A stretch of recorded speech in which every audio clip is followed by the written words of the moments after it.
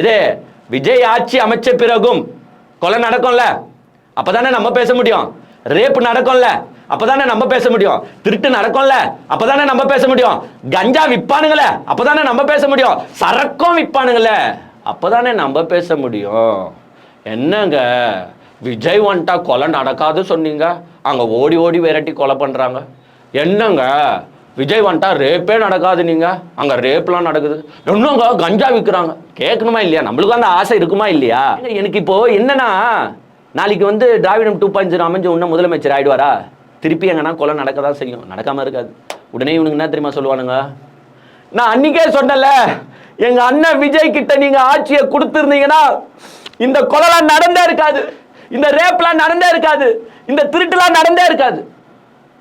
ஏங்க அப்படிதான் சொல்லி சுத்துவானுங்க. அதுதான் எனக்கு பயமா இருக்குது. ஏற்கனவே இவனுங்க எல்லாத்துக்கும் திமுக தான் காரணம்னு வானுங்க. இப்ப திருப்பி ஆட்சி அமைஞ்சு திருப்பி எதுனா நடந்தாலும் அதுக்கும் திமுக தான் காரணம். ரோட்ல ஒரு பள்ளம் இருந்தாலும் திமுக தான் காரணம்.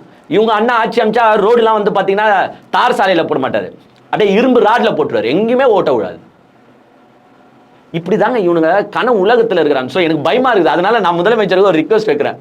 ஐயா, ஒரு வருஷம் விஜய் கிட்ட கொடுத்து அவரால் இன்னாதான் பண்ண முடியும், அவருனா இந்த சக்திமானா, ஸ்பைடர்மேனா, சூப்பர்மேனா அப்படின்றத மக்கள் பார்க்கணும்ல. ஏன்னா எல்லாருமே ஒரு கனவு உலகத்தில் இருக்கிறாங்க. விஜய் வந்துட்டா கிளீன் சிட்டியா இருக்கும் அப்படின்றத நம்புறாங்க. அவங்களுக்கு வந்து நம்ம போட்டு காட்டணுமா இல்லையா? ஸோ சட்டத்தில் எங்கன்னா அப்படி ஓரமா எதனா ஒரு பேஜில் இடம் இருந்தால் தயவு செஞ்சு ஒரு வருஷம் திமுக ஆட்சியை திராவிடம் 2.0 வந்த பிறகு விஜயோ, புஷி ஆனந்தோ, ஆதவர்ஜுனாவெல்லாம் கூப்பிட்டு எப்பா உட்காருங்க, வச்சுக்கோ, ஒரு வருஷம் நான் தரேன், உன்னால இன்னாதான் கிழிக்க முடியும்னு கொஞ்சம் கிழிச்சு காட்டு. ஏன்னா 70 வருஷமா பண்ணின்னு இருக்கிற எங்களுக்கு தெரியாத ஏதோ ஒன்று உங்களுக்கு தெரியும்னு மக்கள் நம்புறாங்க. கொஞ்சம் கிழிச்சு காட்டுங்கன்னு இவங்க கிட்ட குத்துணும்.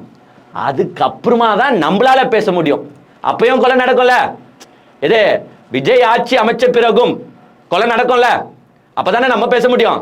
ரேப் நடக்கும்ல, அப்பதானே நம்ம பேச முடியும். திருட்டு நடக்கும்ல, அப்பதானே நம்ம பேச முடியும். கஞ்சா விற்பானுங்களே, அப்பதானே நம்ம பேச முடியும். சரக்கும் விற்பானுங்களே, அப்பதானே நம்ம பேச முடியும். என்னங்க விஜய் வந்துட்டா கொலை நடக்காது சொன்னீங்க, அங்க ஓடி ஓடி விரட்டி கொலை பண்றாங்க.